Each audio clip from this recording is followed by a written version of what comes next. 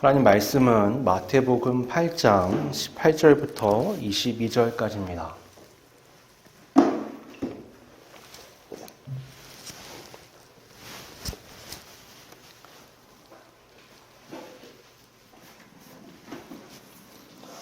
마태복음 8장 18절부터 22절까지입니다.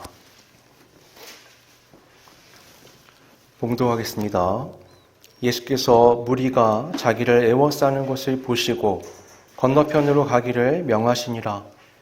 한 서기관이 나와 예수께 아뢰되 선생님이여 어디로 가시든지 저는 따르리이다. 예수께서 이르시되 여우도 굴이 있고 공중의 새도 거처가 있으되 인자는 머리 둘 곳이 없다 하시더라.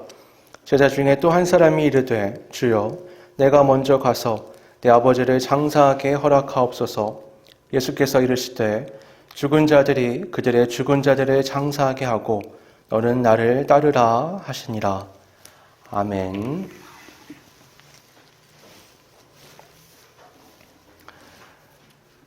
오늘 설교의 주제는 참된 제자도란 무엇인가? 라는 겁니다. 많이 그런 얘기를 듣죠. 예수님을 따르는 삶을 살아야 한다. 진정한 제자는 예수님의 길, 십자가의 도, 제자의 도를 잘 따라서 삶을 살아가야 한다. 이런 얘기를 하는데 오늘 성경 본문에는 예수님을 따르는 일과 관련해서 아주 대조적인 두 사람이 등장을 해요. 이 두 사람의 상황은 조금 달라 보여요. 첫 번째 사람은 어떻죠? 굉장히 열정적으로 따르겠다라고 말하는 사람이고요. 두 번째 사람은 그보단 좀 못한 것 같은, 자신의 개인적인 중요한 일을 앞에 두고 예수님께 잠시 그 일을 보고 가겠다라고 말씀을 하세요. 근데 예수님은 앞에 사람과 뒷사람에게 전혀 다른 뉘앙스의 말씀을 하시거든요. 그러니까 제자의 도에 있어서 예수님이 하시는 말씀이 뭔가 잘 안 맞는 것 같고 모순된 것 같은 느낌도 든단 말이죠. 이 부분에 대해서 우리가 한번 생각해 보려고 하는데요. 먼저 18절에 보면 예수님이 사람들이 많이 따르는 걸 보시고 갑자기 호수 건너편으로 가시겠다고 말씀해요. 그러니까 예수님 주변에는 굉장히 많은 무리가 있지만 예수님이 원하시는 건 자기의 기대를 안고 찾아오는 무리가 아니라 예수님의 길을 온전히 따르겠다는 순종된 제자가 필요하셨어요. 그래서 예수님은 사람들이 모일 때 자꾸만 떠나가시죠. 예수님을 끝까지 제대로 따르려는 사람들이 추려지는 과정들을 우리가 볼 수 있습니다. 이때 한 서기관이 나섭니다. 서기관이라 그러면 성경을 연구하는 사람. 그러니까 바리새인들은 이 서기관들이 해석한 성경의 말씀을 가지고 잘 지키려고 하는 사람이라면 서기관은 그 말씀 자체를 연구하고 오늘날 어떤 게 중요한 말씀이고 어떻게 지켜야 하는지를 풀어 설명해 주는 사람이에요. 그러니까 유대인 사회 속에서는 굉장한 엘리트들이고 신앙에 있어서도 굉장히 높은 위치에 있는 사람이라고 우리가 생각해 볼 수 있습니다. 이 사람은 얘기하죠. 선생님, 어디를 가시든 제가 따라가겠습니다. 굉장한 결단의 고백이잖아요. 예수님이 높은 데에 가시든 낮은 데에 가시든 어디를 가시든 제가 무조건 따라가겠습니다. 이렇게 고백하는 겁니다. 만약에 이런 얘기를 내가 고백하면 예수님이 야, 그래, 참 든든하고 좋다. 열심히 잘 따라와라. 이렇게 하셔야 될 것 같잖아요. 근데 예수님의 대답은 기대에서 완전히 벗어나는 거예요. 예수님 뭐라고 말씀하시죠? 이르시되 여우도 굴이 있고 공중의 새도 거처가 있으되 인자는 머리 둘 곳이 없다 하시더라. 뭔가 확 찬물을 끼얹는 것 같은 그 불타는 열정을 가지고 예수님께 고백하는데 예수님이 야, 머리 둘 곳이 없어 라고 말씀하시며 이렇게 얘기하시는 거예요. 이거 그냥 단지 내가 가는 길이 가난한 길이야 이런 말씀을 하시는 게 아니고요. 네가 나를 통해서 기대하고자 하는 곳이 아니야 라는 얘기를 하시는 거예요. 그러니까 이때는 뒤에 좀 얘기하기로 하고요. 이제 예수님이 말씀하시는 건 네가 생각하는 그런 안락한 길은 내 길이 없어. 그러니까 너는 내가 가는 길이 어떤 길인지 좀 제대로 알고 분명한 각오를 다시 세운 다음에 쫓아야 할 거야 라는 말씀을 하시는 거예요. 그 다음 사람은 이렇게 얘기하죠. 주여 내가 먼저 가서 내 아버지를 장사하게 허락하옵소서. 그러니까 아버지의 장례를 치르는 건 유대 사회에서 무엇보다 최우선 되는 거예요. 여기서 무엇보다 최우선 된다는 게 굉장히 중요합니다. 안식일보다도. 모든 정결 예식보다도 더 우선돼요. 그러니까 율법이 이건 얘기하는 거예요. 그러니까 하나님과 관련된 율법은 특히 안식일과 관련된 많은 것들은 무엇보다 우선되는데 그보다 우선되는 게 뭐냐? 바로 아버지의 장례를 책임지는 겁니다. 보통 장자에게 이 책임이 주어지는데 유대 사회는 장례가 보통 하루 만에 이제 끝나거든요. 긴급한 것도 있지만 그 아버지의 장례를 치르는 것이 굉장히 이 장자들에게는 중요한 하나님의 명령이라고 생각할 때 무엇보다 중요한 책무가 되는 겁니다. 근데 예수님이 너무 충격적인 말씀을 하시는 거예요. 보통 이렇게 하면 그래 가서 아버지 장례 잘 치르고 그 다음 나를 쫓아오라 이렇게 말씀하실 것 같거든요. 예수님은 뭐라고 말씀하시냐면 죽은 자들이 그들의 죽은 자들을 장사하게 하고 너는 나를 따르라. 아니 인간적인 가장 기본적 도리이고 율법의 가르침인데도 불구하고 예수님은 그거 하지 말고 나를 따라오라라고 말씀하신단 말이에요. 물음표가 던져질 수밖에 없는 그런 상황이 되는 거죠. 예수님은 왜 이렇게 상반되는 또 심지어는 비정하게까지 보이는 이런 반응을 하셨을까요? 열정적인 헌신자에게는 만류하시는 것 같고 지극히 합당한 이유가 있는 제자는 다그치시는 것 같단 말이에요. 여기에 뭔가 우리가 쉽게 이해하기 어려운 원리가 숨어 있습니다. 먼저 서기관의 경우를 좀 더 살펴보면 이 서기관이라는 건 말씀의 권위를 가지고 이제 해석하며 수년 동안 말씀을 해석하는 훈련을 한 이 사람은 조상들의 전통적 관점에서의 성경 이해와 현대 사회에서 사람들에 대한 이해 그리고 지금 여기서 율법을 어떻게 설명하고 가르쳐야 되는지에 대한 이해 모든 것들을 다 통달한 사람들이에요. 공의회에서 막강한 영향력을 행사하는 지도층입니다. 이 사람이 예수님께 와서 선생님이라고 표현을 하는 건 굉장한 존경의 표현이 될 수 있는 거예요. 굉장히 높은 사람이거든요. 이 당시에 이제 선생님이라는 건 랍비어라는 표현과 비슷하고요. 그 랍비어라는 건 이 단순한 스승이 아니고요. 이 랍비를 따르는 제자가 된다는 건 이 랍비와 24시간 함께 하는 거예요. 이 랍비의 이제 문화생이 되면 그 랍비가 제공하는 먹을 것, 입을 것, 그다음에 잠잘 것, 의식주 모든 것들이 이 랍비에게 속해서 모든 것들을 하게 됩니다. 나중에 사회에 진출할 때도요. 이 랍비의 명성을 힘입어서 사회에 진출하게 되는 거예요. 그러니까 이 서기관의 관점에서 그가 수년 동안 오랫동안 평생 살아왔던 삶의 방식으로 선생님이여 라고 말하면서 예수님을 쫓는다는 건 그게 익숙한 방식, 누군가의 밑에 가서 누군가의 문화생이 되고 그의 명성을 등에 업어서 사회에 나가서 영향력을 끼친다는 걸 생각하는 거예요. 그러니까 예수님이 가시는 길에 대한 이해가 온전치 않은 거죠. 예수님은 그걸 알고 계신 거예요. 그래서 그렇게 말씀하시죠. 여우도 굴이 있고 공중의 새도 거처가 있으되 인자는 머리 둘 곳이 없다.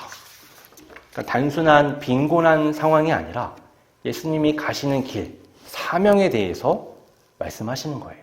다시 말해 제자도, 나를 따르는 제자도의 대가가 뭐냐라는 걸 보여주시는 거예요. 네가 생각하고 있는, 네가 익숙하게 생각하는 그런 유대사회 안에서의 제자도는 내가 가는 길을 따르는 제자도와는 완전히 달라. 내가 가는 길에는 네가 생각하는 그런 안락함은 전혀 없어. 그렇게 말씀을 하세요. 머리 둘 곳이 없다는 건요, 세상에 소속될 곳이 없다는 얘기예요. 단순히 잠잘 곳이 없다는 게 아니고 어디에도 소속될 곳이 없다는 거예요. 예수님의 공생애를 살펴보면 끊임없는 충돌의 연속이었잖아요. 갈릴리에서 시작해서 모든 지역을 통과하며 예루살렘에 이를 때까지 예수님은 계속 권력자들, 권세자들, 지도층과 충돌하셨습니다. 바리새인, 서기관들과도 계속, 제사장들과도 충돌하셨어요. 그러니 그런 예수님을 따른다는 건 이 세상에 내 자리가 없는 길로 나아가는 겁니다. 그러니까 사회적인 어떤 소외, 불안정, 명예의 손실, 경제적인 어려움, 나아가서는 생명이 위협받는 것까지 감수해야 하는 게 예수님을 따르는 거예요. 그러니까 오늘날 우리가 교회 안에서 어떤 교회에 소속되고 어떤 커뮤니티 안에 들어가서 우리가 사람들과 관계를 맺으며 이익을 얻고 또 명예를 얻고 또 많은 경제적 이득도 얻는, 오늘날 교회가 이 사회에 주는 어떤 그런 이익과는 굉장히 거리가 먼 겁니다. 예수님은 서기관의 열정을 무시하진 않으세요. 그의 고백이 분명히 그의 신앙에 기반해서 나오는 거잖아요. 근데 예수님은 질문하시는 겁니다. 진짜 네가 나를 따르려는 그 끝에 어떤 목표, 어떤 목적, 어떤 바람을 갖고 따르는 거냐? 너는 나를 등에 입고 나의 길을 따라서 이 세상 가운데 유대 사회라는 이 커뮤니티 안에서 훌륭한 예수라는 스승을 둔 제자로서 그 가르침을 따라서 그 가르침을 확장시키고 그 영향력을 발휘하면서 사람들에게도 도움을 주면서 동시에 어때요? 나도 높임을 받고 중요한 역할을 하는 그런 걸 기대하면서 쫓는 것 같지만, 그런 걸 갖고 쫓지만 내가 가는 그 길은 네가 생각하는 그런 게 전혀 없는 길이야. 그러나 이 길은 매우 중요한데 너는 그 길을 따라올 준비가 됐느냐? 라고 물으시는 겁니다. 오늘날도 그렇잖아요. 우리가 따라가는 이 신앙의 길에 정말 예수님이 기대하시는 것들을 우리가 쫓고 있는가? 아니면 이 교회 커뮤니티 안에서 교회 예배, 그 안에서 구역, 또 사람들과의 관계, 교회에 소속된 그 모든 과정을 통해서 우리가 기대하고 꿈꾸는 다른 무엇이 있는가? 그렇습니다. 우리가 꿈꾸는 것들이 나쁜 건 아니에요. 다 신앙과 연결되어 있고 교회와 연결되어 있고 또 개인의 신앙적 삶과 연결되어 있는 거죠. 그런데 그것이 정말 예수님의 십자가의 도와 결이 같은 건가? 아니면 내가 꿈꾸고 바라는 서기관과 같은 그런 바람을 갖고 예수님을 쫓고 있는 건 아닌가? 고민해 볼 필요가 있는 겁니다. 두 번째 경우의 제자도 우리가 살펴보면 이 사람은 아버지를 장사하고 따르겠습니다라는 대답을 하거든요. 간청하는 거예요. 아버지 장례 좀 치르고 오게 해주십시오. 우리가 이미 앞서서 이게 얼마나 신성한 의무인지 살펴봤죠. 이거는 십계명에 내 부모를 공경하라는 말씀과도 연결되는 굉장히 중요한 우선순위의 말씀입니다. 이 죽은 자를 장사 지내는 건 미츠바라 그러는데요. 이게 어떤 계명, 선행되는 계명이라고 말할 수 있거든요. 다른 모든 율법보다 우선인 겁니다. 이 사람은 주여라고 예수님을 부르고 예수님의 권위를 인정해요. 그러니까 우리가 맨날 주님이라고 하니까 이게 당연한 호칭처럼 여기지만 사실 그렇지 않습니다. 주여라고 말하는 건 내 주권을 주님께 드리고 간청하는 거예요. 먼저 가서 허락하옵소서 이렇게 얘기하는 건 예수님께 부탁하는 겁니다. 그러니까 분명하게 예수님의 의지를 따르겠다는 표현을 하고 있어요. 그러니까 따르지 않겠다는 것이 아니라 나에게 선행되는 이 계명의 말씀을 내가 충족시킨 후 주님을 따르겠다라고 말하는 겁니다. 다시 말해서 순서, 시간에 대한 양해를 예수님께 이제 구하는 거예요. 그의 어떤 효심, 종교적 의무를 이해하고 허락해 줄 것을 기대하는 겁니다. 예수님은 그걸 뛰어넘는 얘기를 하세요. 죽은 자들이 그들의 죽은 자들을 장사하게 하고 너는 나를 따르라. 이건 그 당시의 체계의 정면으로 도전하는 것 같은 말씀이에요. 예수님 말씀은 그래서 여러분 잘 듣다 보면 오해의 소지가 굉장히 많습니다. 야, 이거 큰일 날 얘기들 아니야? 그런 게 많아요. 여기서 죽은 자들이라는 건 이 앞에 죽은 자들로 죽은 자들을 장사하게 하라고 했을 때 앞에 죽은 자들이라는 건 진짜 죽은 자가 아니고요. 영적으로 죽은 자들을 의미하는 거예요. 숨쉬고 육체적인 어떤 생물학적으로는 활동한다고 우리가 말할 수 있지만 하나님의 관점, 영적인 관점에서는 생명을 잃어버린 상태의 사람들을 죽은 자들이라고 말하는 겁니다. 그들은 세상적인 일, 시간적인 문제에 우선적 가치를 두고 살아가고 있어요. 그들에게 두 번째, 그들의 죽은 자들, 실제로 육체적으로 죽은 자들을 장사하게 하라고 말씀하시는 겁니다.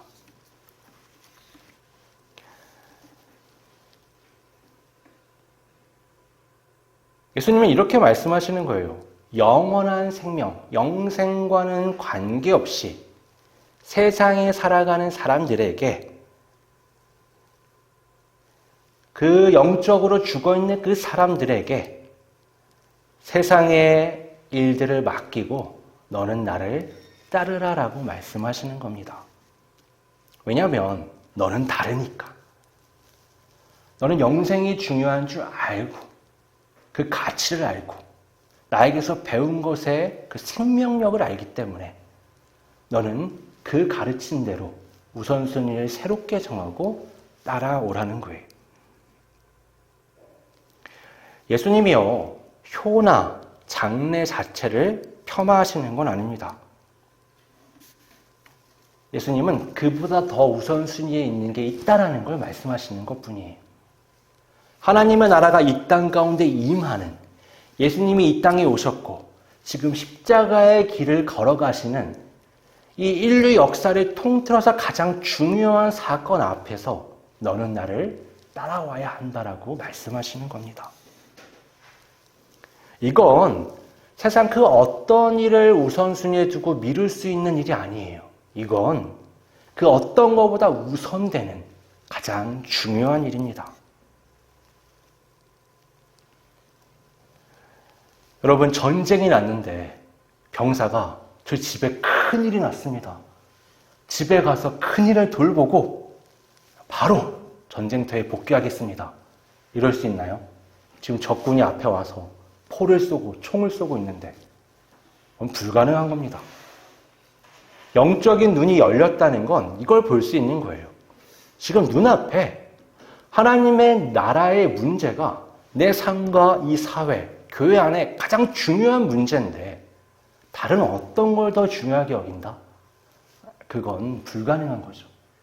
이 전쟁터의 참혹함과 중요함을 아는 병사는 절대 개인의 일을 우선시할 수가 없는 겁니다. 마찬가지로 그리스도 예수께서 가시는 그 길의 중요성을 아는 제자는 자신의 일을 중요하다고 말할 수가 없는 거예요. 예수님을 따른다는 건, 하나님의 나라에 들어간다는 건 세상에 속한 커뮤니티, 공동체, 가정, 그것을 넘어서서 새로운 공동체, 새로운 가정, 새로운 나라에 들어간다는 것과 같습니다. 하나님의 나라는 우리가 속해 있는 세상의 인간관계를 뛰어넘는 새로운 인간관계를 우리에게 요구해요. 그게 더 중요한 거예요. 그 길로 나아가야 함을 말씀하는 겁니다. 참된 제자도란 그래서 우리의 가장 깊은 충성심, 애착, 삶의 우선순위를 근본적으로 재편해야 한다라고 요구해요. 세상의 어떤 가치, 의무, 심지어는 아주 신성하게 여겨지는 종교적 또 가족적인 책임조차도 예수님과 그 나라를 위해서 그 부르심 앞에서는 내려놔야만 하는 겁니다. 이것이 두 번째 절대적인 우선순위의 확립이라고 말할 수 있어요. 오늘 우리는 서기관과 두 번째 제자의 사건을 통해서 참된 제자도의 두 기둥에 대해 살펴봤습니다. 하나는 뭐죠? 값비싼 현실이 있고요. 또 하나는 절대적인 우선순위가 확립돼야 된다는 거예요. 예수님의 반응은 상반되는 것처럼 보였지만 그렇지 않습니다. 예수님은 절대적인 헌신이라는 일관된 요구를 두 사람에게 하시는 거예요. 상황이 다르기 때문에 반대되는 것처럼 보였던 것뿐입니다. 이걸 통해서 우리가 알 수 있는 건 뭐죠? 예수님을 따른다는 게 얼마나 중요하고 무거운 일인가 하는 겁니다. 그건 가볍고 즐거운 일이 될 수 있는 게 아니에요. 혹자는 그렇게 얘기해요. 예수님이 무거운 십자가를 다 지셨으니 우리는 이제 가볍게, 즐겁게, 밝게, 행복하게 살면 된다. 그렇게 얘기하기도 합니다. 여러분, 일면 그렇지만 사실 그렇지 않습니다. 예수님을 따르는 즐거움이란 십자가의 길 너머에 있는 거예요. 십자가의 길을 걷지 않는 사람이 어떻게 부활의 기쁨을 느낄 수 있겠습니까? 그건 이게 얼마나 중요한 과정인지 몰라서 하는 얘기예요. 예수님의 부르심 앞에서 우리는 어떤 마음으로 서 있습니까? 그 요구의 무게에 주저하면서 뒷걸음질 치고 있지는 않습니까? 자신의 연약함, 부족함을 느끼며 부담스러워하지는 않습니까? 여러분, 이 부르심은요, 굉장한 사랑의 표현입니다. 그건 하나님의 나라를 향하는 길을 따라오라는 거잖아요. 나를 사랑하시기 때문에 내가 이 세상에서 이 세상의 방식으로 이 세상의 길로 들어가는 게 아니라 하나님의 나라를 향한 길로 가기를 바라시며 그 길을 내 앞에 먼저 가시고 나를 부르시는 거예요. 이 길로 가야만 우리를 올가매는 죄와 죽음의 권세에서 벗어날 수 있습니다. 이 길로 가야만 참된 생명으로, 영생으로 나아갈 수 있는 겁니다. 예수님은요, 무거운 짐을 지게 하시려는 게 아니고요, 세상의 무거운 짐을 벗기고 천국을 향한 길로 나아가기 위해서 우리에게 새로운 가벼운 짐을 주시는 거예요. 그러니까 여러분, 이건 내 죄의 욕망과 깊은 연결이 있는 거예요. 죄의 욕망을 가득 안고 그 길을 바라보면 어렵죠. 힘들고요. 하지만 그 길의 참된 의미를 알면 어려워도 가야 한다는 분명한 사명의식을 갖게 됩니다. 여러분, 참된 제자도라는 건 나의 결단만으로 되지 않아요. 그게 되면 예수님이 안 오셨겠죠. 그냥 하나님이 이렇게 해라, 율법으로 말씀하시고 끝났을 겁니다. 그래서 예수님은 우리에게 보혜사 성령을 약속하셨고요.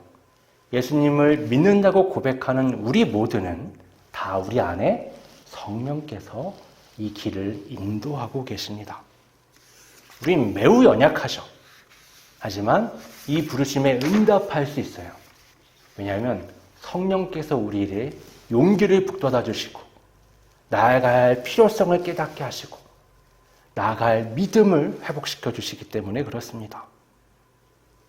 오늘 이 시간 우리의 마음을 정직하게 주님 앞에 내려놓으시길 바랍니다.